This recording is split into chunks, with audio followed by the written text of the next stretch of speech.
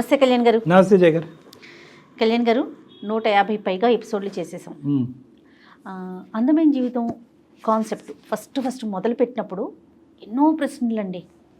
నిజంగా ఈ concept public లోకి వెళ్తుందా, ఎంతవరకు యాక్సెప్ట్ చేస్తారు? ఫస్ట్ ఇది ట్రేడ్ మార్క్ ఫస్ట్ మందేగా. అంతేనండి, అంతే. ఒక 7-8 పేర్లు అనుకున్నాము.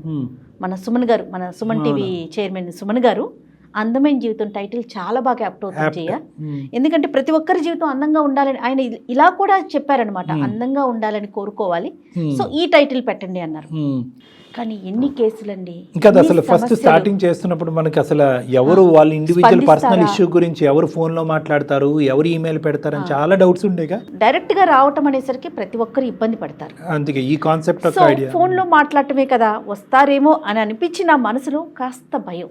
కాకపోతే అక్కడ మీరున్నారు ఆ సీట్ లో, సో డెఫినెట్ గా వస్తారు, కళ్యాణ్ గారితో మాట్లాడాలని ముందుకుంటారు అనే ఒక కోణంలో ముందుకొచ్చాము. బా ఎన్ని సమస్యలండి, ఇలాంటి సమస్యలు కూడా ఉన్నాయా? ఎన్ని వచ్చి ఉంటాయి జయ ఇప్పటికి వచ్చి ఈమెయిల్స్? జయ గారు ఒక 1 lakh అబోవ్ వచ్చే ఉంటాయండి ఈమెయిల్స్. ఎవ్రీ వీక్ దాంట్లోంచి తీసుకోవాలంటే టోటల్ టీమ్ కూర్చోవాల్సి వస్తుంది అందులో సెలెక్ట్ చేసుకోవటానికి. ఇది కరెక్టా కాదా అంటే మనం ఈ వేదిక దాకా తీసుకొచ్చేటప్పుడు కాస్త ఎంక్వైరీ చేసుకోవాలి. ఆ కార్యక్రమం జరగాలి. అందరికీ న్యాయం చేయగలుగుతామా, చేయలేము. అందుకనే ప్రయారిటీని ప్రకారం ముందుకు తీసుకువెళ్ళటం. మీకు ఎట్లా అనిపిస్తూ ఉందండి? ఎందుకంటే పర్సనల్గా మీరు చాలా మంది కేసెస్తో అంటే క్లయింట్స్తో మీరు మాట్లాడుతూ ఉంటారు, సేమ్ ఇక్కడ మాట్లాడుతున్నారు. మీకు ఆ వేరియేషన్ ఎట్లా అనిపిస్తుంది? ఇక్కడికి వచ్చేటటువంటిది ఇది మన వాళ్ళు చేసేటటువంటి క్షుణ్ణమైన విశ్లేషణ ద్వారా తీసుకునేటటువంటి కొన్ని కేసెస్, అంటే ప్రయారిటీ రిస్క్ బేసిస్ మీద తీసుకునేటటువంటి కేసెస్, ఎమర్జెన్సీ బేసిస్ మీద తీసుకునేటటువంటి cases are in fact 10 times more challenging. ఎందుకంటే దానికి ఓవరే ఫోన్ కాల్, వాళ్ళు ఫోన్ కాల్ ఎత్తుతారో తెలీదు, అవతల పార్టీ ఫోన్ ఎత్తుతారో తెలీదు. వీళ్ళిద్దరూ మాట్లాడుకుంటే కనుక ఇన్ని 20-30 సంవత్సరాల పాటు సమస్య పరిష్కారం రాంది ఈ వేదిక మీద వస్తుందా లేదో మనకు తెలీదు. మనం ఇచ్చే సలహా సూచన వాళ్ళు ఇరు పార్టీలు యాక్సెప్ట్ చేస్తారు. ఇంత డైలమాలో దాన్ని ఒక సక్సెస్ స్టోరీకి తీసుకెళ్ళటం అనేటటువంటిది it's really challenging and very satisfying కూడా. ఇది నెంబర్ 1 జయ గారు. రెండోది ఏంటంటే ఈ ప్రోగ్రామ్ పెట్టినప్పుడు నాకున్న డౌట్ ఏంటంటే, నేను మానసిక విశ్లేషకుడిని, సైకియాట్రిస్ట్ని. వచ్చేటటువంటి ప్రాబ్లమ్స్ అన్ని సహజ సిద్ధంగా లీగల్ కోణంలోంచి వస్తాయి కదా. ఇక్కడ లాయర్ లేకుండా అసలు వర్కౌట్ అవుతుందా ఈ ప్రోగ్రామ్ అనేది నాకు డౌట్. అంటే నాతో కూడా ఎక్స్ప్రెస్ చేశారు ఒకసారి. అంటే చేసినటువంటి ఇంతకు ముందు నా అనుభవం బట్టి లీగల్ నాలెడ్జ్ కూడా నాకు ఉన్నా కూడా ఎలాగ వర్కౌట్ అవుతుంది. కానీ తర్వాత మనకు అర్థమైంది ఏంటంటే కనుక లీగల్ ఆస్పెక్ట్ అనేది తర్వాత వస్తుంది. మానసిక పరంగా వ్యక్తిత్వాలు మార్పు, ఆలోచన శైలి మార్పు, పరివర్తన అనేటటువంటి ముందు వస్తుంది. ఎప్పుడైతే ఈ పరివర్తన రాదో, ఎప్పుడైతే కనుక వాళ్ళల్లో ఒక జత కుదర్చడం అనేది కష్టమో, అప్పుడే లాస్ట్ రిసార్ట్గా ఖచ్చితంగా లీగల్ ఆస్పెక్ట్కి వస్తుంది అనేటటువంటిది అందమైన జీవితాన్ని వేదిక ప్రూవ్ చేస్తున్నాము.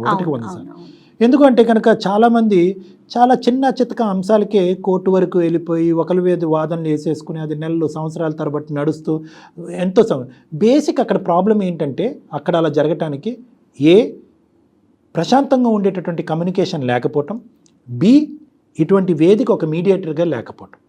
ఆ 2 మనం ప్రొవైడ్ చేసాం.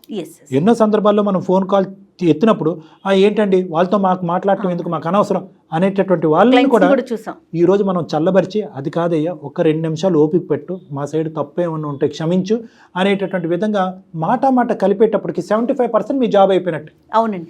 ఇంకొక విషయం కళ్యాణ్ గారు, మీకు గుర్తుంటుంది, ప్రతి ఒక్కరు కూడా మనం మాట్లాడేసిన వెంటనే ఓకే అనేయట్లేదు. కొంతమంది మీ సెషన్స్ దాకా తీసుకొస్తున్నారు. అవును మేడం. చాలా వరకు కూడా వాళ్ళు ఇక్కడ సాటిస్ఫై అవ్వకపోతుంటే రండి కళ్యాణ్ గారితో మాట్లాడండి, మీరు టైం ఇచ్చి వాళ్ళతో ఒక నెంబర్ ఆఫ్ సెషన్స్ కూర్చొని మాట్లాడాక ఆ సమస్యకు ఒక పరిష్కారం అవుతుంది. అసలు అంటే తల్లిదండ్రుల సమస్యలు, ప్రేమించుకున్న వాళ్ళ సమస్యలు, పెళ్ళైన వాళ్ళ సమస్యలు, ఆస్తుల తగాదాలు. 1-2 కేసులు మీకు గుర్తున్నాయో లేదో, ఆ అమ్మాయి అసలు ఫోనే అందుబాటులో లేదు, ఆ అమ్మాయి ఫోనే అందుబాటులో లేదు, బంధించబడింది, పోలీసులకి చేయడానికి లేదు, ఎవరికి చేయడానికి లేదు అనేటప్పటికి మన టీము ఆగమేఘాల మీద ఇప్పుడు అక్కడికి వెళ్ళి వాళ్ళని రక్షించినటువంటి ఎమర్జెన్సీ కేసెస్ కూడా చాలా డీల్ చేసాం. సూసైడ్ చేసుకోబోతున్నాను నెక్స్ట్ మినిట్ అనేటటువంటి అమ్మాయిలు అబ్బాయిల చేత సూసైడ్లు పోస్ట్పోన్ చేయించాము. అవునండి, అది విరమించుకునేటట్టు చేసాం. వస్తున్న రెస్పాన్స్ని బట్టి చూస్తుంటే బాధ్యత మరింత పెరుగుతోంది.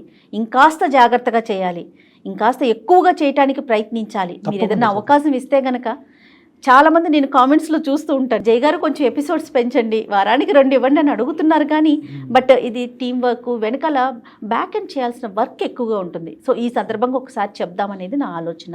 ఇంకా పవర్ఫుల్గా వెళ్ళాలి మేడం, ఇంకా పవర్ఫుల్. దట్టు మనం చూసేది ఇప్పుడు ఒక క్లయింట్ ఒక సమస్య, కానీ ఇలాంటి సమస్యతో ఎంతో మంది ఉండుండొచ్చు. వాళ్ళందరికీ సమాధానం మీరు ఈ ఎపిసోడ్స్ ద్వారా మీరు అందిస్తున్నారు. అంతే మేడం. బేసికలీ ఏంటంటే ఇప్పుడు మనం ఇందాక అన్నారు ఎన్ని ఈమెయిల్స్ వచ్చినాయి జయ గారు అంటే కనుక 1,00,000 పైనే వచ్చినాయండి అని అన్నారు. అంటే 1,00,000 మందికి వారానికి 1 కాదు, వారానికి 100 ఎపిసోడ్స్ చేసినా కూడా మనం సొల్యూషన్ చెప్పలేము.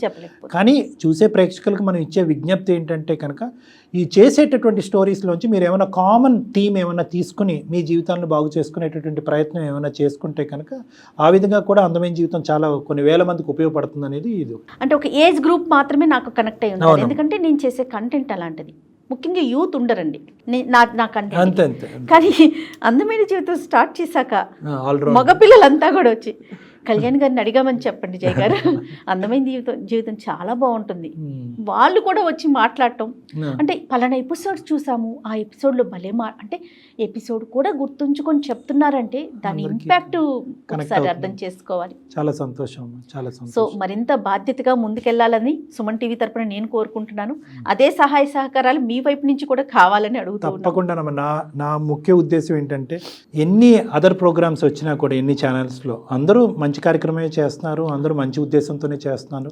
అందమైన జీవితం మొదటి నుంచి ఇప్పటి వరకు ఒకటి మెయింటైన్ చేస్తుందమ్మా, ఒక ఎథికల్ అండ్ మోరల్ ఒక స్టాండర్డ్స్ని మెయింటైన్ చేసి వీలైనంత వరకు అన్ని ఏజ్ గ్రూప్స్, అన్ని రకాల సమస్యలు, అన్ని రకాల బంధాలని తీర్చిదిద్దే ప్రేమికుల దగ్గర నుంచి చదువుకునే విద్యార్థులు, ఉండేటటువంటిది వృద్ధాప్యంలో నెగ్లెక్ట్ చేయబడినటువంటి తల్లిదండ్రుల వరకు అన్ని రేంజ్ని కవర్ చేసినటువంటి ఏకైక ప్రోగ్రామ్గా మనం గొప్పగా చెప్పుకోవచ్చమ్మా. సో ఇది ఇలాగే ముందుకెళ్తుంది, సక్సెస్ఫుల్గా ఇంకా ముందుకెళ్దాం, ఇంకా ఛాలెంజింగ్ కేసెస్ చేసుకుందాం, మన ఇద్దరం కలిసిగట్టుగా సమాజానికి వీలైనంత సేవ చేద్దాం. డాక్టర్ గారు మేడం, అసలు ఇన్ని ప్రోగ్రామ్స్ ఉన్నాయి, అందమైన జీవితమే ఎందుకు చూడాలి అంటే మీరేం చెప్తారు?